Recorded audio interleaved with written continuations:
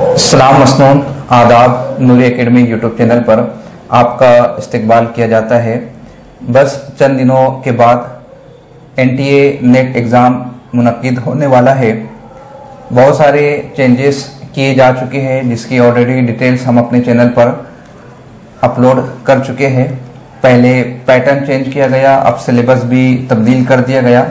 नया सिलेबस क्या है उर्दू सब्जेक्ट के हवाले से, और उर्दू नए सिलेबस की तैयारी किन किताबों से करनी चाहिए, उसका लेक्चर मैं 17 फरवरी 2019 को अपने नूरी एकेडमी चैनल पर अपलोड कर चुका हूं।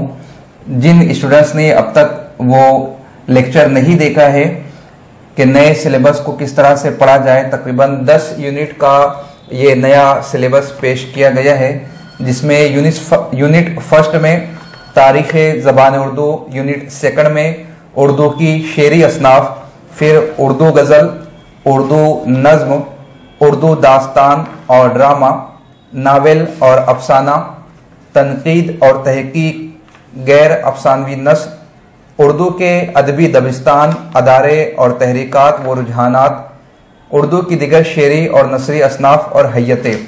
ये कुल 10 यूनिट बताई गई है उर्दू के सिलेबस में, और इन यूनिट में बहुत सारी सब यूनिट है।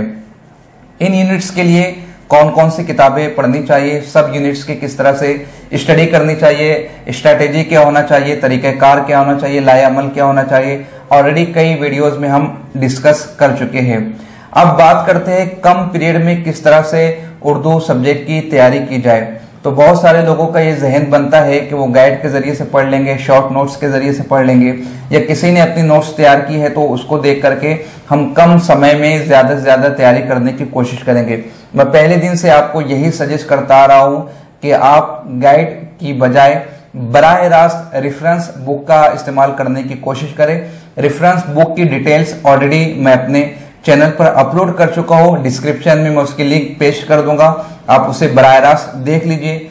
कम समय में नई किताब पढ़ने से ज्यादा बेहतर है कि आपने जो कुछ पढ़ लिया है उसको रिवाइज कीजिए, गुज़िश्ता 5 सालों के पेपर को देख लीजिए। अब वो इसलिए कारआमद नहीं होने वाले हैं कि पैटर्न भी चेंज हो चुका है, सिलेबस भी चेंज हो चुका है, इसलिए नए सिलेबस के अकॉर्डिंग रेफरेंस बुक्स पर जितना ज्यादा आप कॉन्सेंट्रेट करोगे उतना ही ज्यादा आपके लिए बेनिफिशियल होगा। मैंने खुद बराह रास्त रेफरेंस बुक से स्टडी की थी, मैंने किसी गाइड का इस्तेमाल नहीं किया।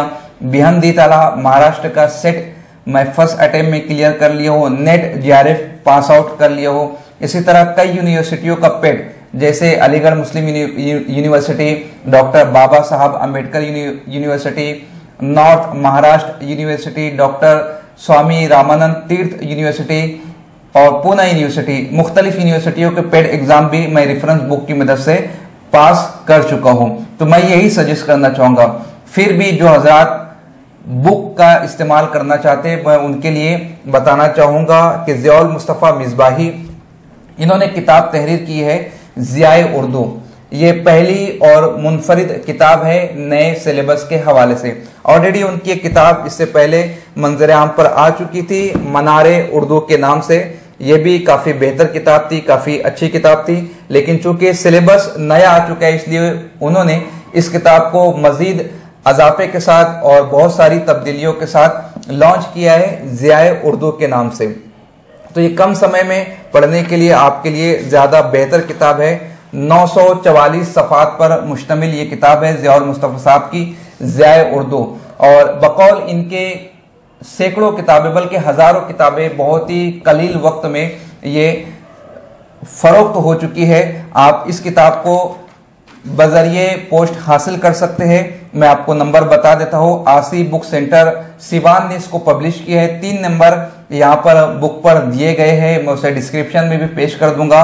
मैंने भी खुद ये बुक मंगाई है, काफी मुफीद किताब मुझे साबित हुई, महसूस हुई। नए सिलेबस के हवाले से तमाम 10 यूनिट पर इन्होंने मवाद को यकजा करने की कोशिश की है। सिर्फ इस किताब में मुझे एक कमी महसूस हुई कि इन्होंने रेफरेंस बुक यहाँ पर लास्ट में पेश नहीं की है, फहरिस्त तो यहाँ पर उन्होंने पेश नहीं की है। अगर ये फहरिस्त पेश कर देते तो मैं सजेस्ट करता स्टूडेंट्स के लिए कि आप बराह रास्त इस फहरिस्त के जरिए से इस्तेफादा करें। खैर कोई बात नहीं, हम उम्मीद करेंगे कि अगले एडिशन में वो फहरिस्तों को शामिल कर लें ताकि अंदाजा हो कि तरतीब व तदवीन का काम जो उन्होंने अंजाम दिया है वो किन किताबों के जरिए से दिया गया है और वो कौन सी ओरिजिनल किताबें हैं जिनका पढ़ना बच्चों के लिए अजहद जरूरी है। बहरहाल वक्त कम है तो आप इस किताब को बजरिए पोस्ट मंगवा कर आप उनके अकाउंट में अमाउंट को डिपॉजिट कर दीजिए, फिर वो पोस्ट से आपको 2 से 5 दिनों के अंदर अंदर घर भेज देंगे और कम समय में आप इसको रिवाइज कर सकते हो, इसको पढ़ सकते हो। 944 सफ़हात पर मुश्तमिल ये किताब है मोहम्मद ज़ियाउल मुस्तफ़ा साहब की। आप एक मोबाइल नंबर नोट कर लें 9716676701, ये ज़ियाउल मुस्तफ़ा का नंबर है। इसी के साथ आसी बुक सेंटर सिवान, इनके 3 नंबर है, मैं वो भी आपको बता देता हूं, आप उसे भी नोट डाउन कर लें 9716676701। सेकंड नंबर नोट डाउन कर लें 9990863559। थर्ड नंबर है 7290955966। तो ये काफी बेहतर किताब है, काफी मुफीद किताब है, आप इसका इस्तेमाल कर सकते हो। आपने जो तैयारी कर ली है आप देख सकते हो, इसलिए कि नए सिलेबस में बहुत सारी नई बातें बताई गई है, बहुत सारी नई चीजें शामिल की गई है। तो इस पर ज़ियाउल मुस्तफ़ा साहब ने मेहनत के जरिए से, रिसर्च के जरिए से, अपने प्रोफेसर हजरात की मेहनत के जरिए से, रिसर्च स्कॉलर्स की मेहनत के जरिए से एक मवाद को कंपाइल करने की एक उम्दा और बेहतर कोशिश की है। आप इस किताब के जरिए से कम समय में तमाम तरह चीज़ों को कवर कर सकते हैं। जैसा कि मैंने भी आपसे वादा किया था कि मैंने जो सेल्फ नोट्स बनाई है जो तकरीबन 600 से 700 सफ़हात पर मुश्तमिल है, मगर पीएचडी की मसरूफियात की वजह से मैं उसमें नए चेंजेस नहीं करने पा रहा था और इसी असना में ज़ियाउल मुस्तफ़ा साहब की किताब आ गई।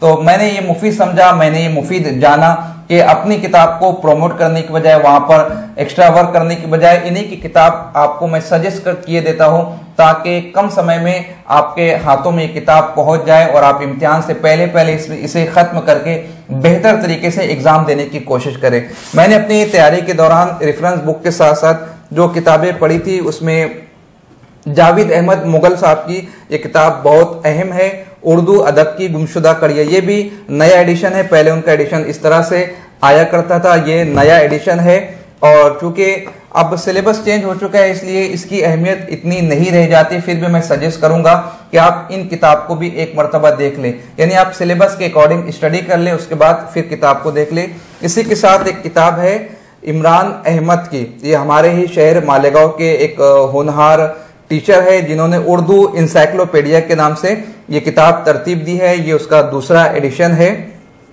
दूसरे एडिशन में फर्स्ट एडिशन और दूसरे एडिशन में उनकी एक खास बात है कि उन्होंने जावेद अहमद मुगल या ज़ियाउल मुस्तफ़ा या मेरी जो किताब थी उसकी तरह उन्होंने मवाद को यकजा नहीं किया है, बल्कि उन्होंने क्वेश्चन आंसर की शक्ल में यहाँ पर मवाद को जमा करने की कोशिश की है।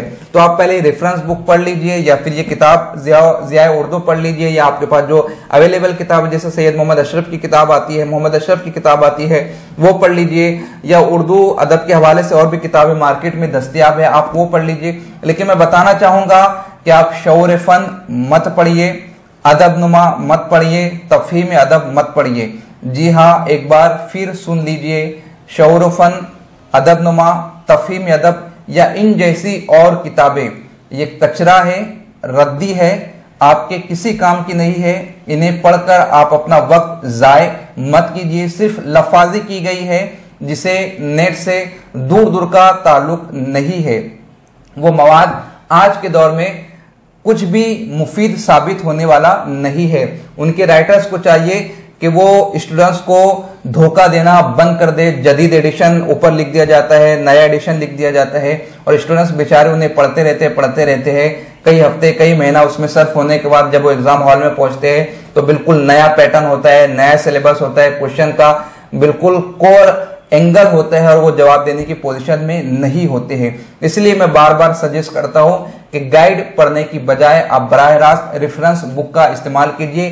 कौन कौन सी बुक पढ़नी चाहिए उसकी डिटेल मैं 17 फरवरी 2019 के लेक्चर में दे चुका हूं। मैं डिस्क्रिप्शन में उसकी लिंक पेश कर दूंगा, आप उसे देख लीजिए और कम समय में आप ज़िया उर्दू को पढ़ सकते हैं। इसमें उन्होंने खातिर ख्वाह मालूमात को जमा करने की कोशिश की है। उर्दू इंसाइक्लोपीडिया में इसलिए सजेस्ट कर रहा हूं कि आप एक दफा पूरा सिलेबस पढ़ लीजिए और फिर इसमें बीच बीच में से आप क्वेश्चन देखकर जवाब देने की कोशिश कीजिए कि आप कितना आंसर कर पाते हो। इसलिए कि स्टडी तो आपकी हो जाती है, आप उस वक्त तक जवाब देने की पोजीशन में नहीं रहोगे जब तक कि आप प्रैक्टिस नहीं करोगे। प्रैक्टिस ही इंसान को परफेक्ट बनाती है, प्रैक्टिस ही एग्जाम का प्रेशर हैंडल करने की अहलियत पैदा करता है। तो आप प्रैक्टिस कीजिए। क्वेश्चन पेपर, प्रीवियस ईयर के क्वेश्चन पेपर, जी हाँ आपके जहन में आ सकता है सिलेबस चेंज हो चुका है, लेकिन आप उतने समय में किस तरह से पेपर को सॉल्व कर सकते हैं वो स्ट्रेटेजी आपको प्रैक्टिस के जरिए से ही आएंगी। तो आप ग्रुप बना लीजिए, अपने खुद के क्वेश्चन निकालने की कोशिश कीजिए, या अदर स्टेट में जो अभी फिलहाल सेट के एग्जाम हो रहा है उसके क्वेश्चन पेपर को सॉल्व करने की कोशिश कीजिए। जैसे महाराष्ट्र में जो सेट के एग्जाम होगा उसका सिलेबस और एनटीए नेट का सिलेबस दोनों का सेम है, तो आप उसके अकॉर्डिंग सेट के क्वेश्चन पेपर को सॉल्व कीजिए ताकि आपको अंदाजा हो अपनी अहलियत का, अपनी काबिलियत का, अपनी स्टडी का आपको अंदाजा हो कि आप कितने पानी में हैं, आपकी कितनी स्टडी हो चुकी है और आपको मजीद कितनी स्टडी करनी है। तो ये बुक आप पढ़ लीजिए। फिर भी मैं आपको सजेस्ट करूंगा कि आप रेफरेंस बुक का इस्तेमाल कीजिए, वक्त कम है, आप इसे जरूर पढ़िए, इसका मुतालिया कीजिए, लेकिन बराह रास्त जो नावल की किताबें हैं, जो दास्तान की किताबें हैं, जो अफसाने शामिल किए गए हैं, जो लिसानियात पर मबनी किताबें हैं, आप उसे बराह रास्त पढ़ने की कोशिश कीजिए। इसलिए कि हर राइटर अपने एंगल से सोचता है, अपने एंगल से लिखता है, लेकिन जो एग्जामिनर होता है उसका पॉइंट ऑफ व्यू कुछ और ही होता है। जब तक कि आप कंप्लीट स्टडी नहीं करोगे आप आंसर देने की पोजीशन में नहीं आओगे। तो ये कुछ जरूरी किताबें थी जिसे बताना मैंने आपके लिए जरूरी जाना, इसीलिए आपके सामने हाजिर आया हूं। मिलते हैं अगले लेक्चर में। खुदा हाफिज।